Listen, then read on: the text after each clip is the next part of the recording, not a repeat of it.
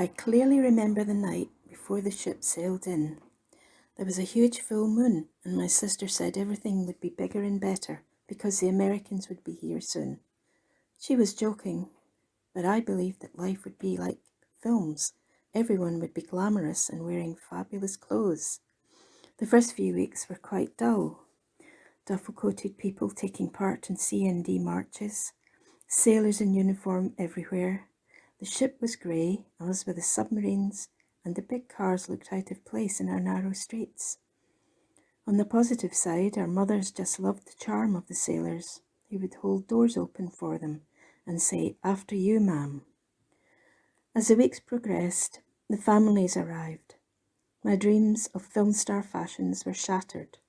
The majority of the Americans wore casual clothes, many casual to extreme. Their diet was extravagant by our standards: T-bone steaks, convenience foods purchased in their own commissary. Large barbecue grills were a standard item. American women knew all about the crafts, whether it was quilting, patchwork, pottery, or cake decoration. Craft clubs were popular in the town and formed a vehicle for the Scottish and American women to gather. The two cultures got along well and appeared to have mutual respect for one another. In retrospect, I think the real success story was the way the school children just got on with life.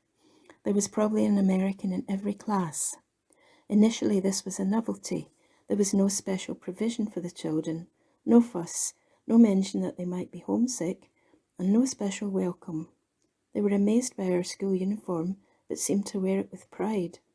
They had slight variations like bobby socks, button-down collar shirts, and penny loafers. In class, they were more outspoken than the Scots and confident about challenging teachers. Classes were lively, which must have been good for all of us.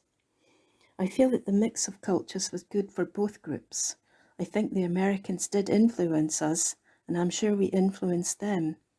Children had the best of both worlds. Although we knew very well why the base was in Holy Loch, we chose to ignore that and concentrated on what kids do well: accept and respect.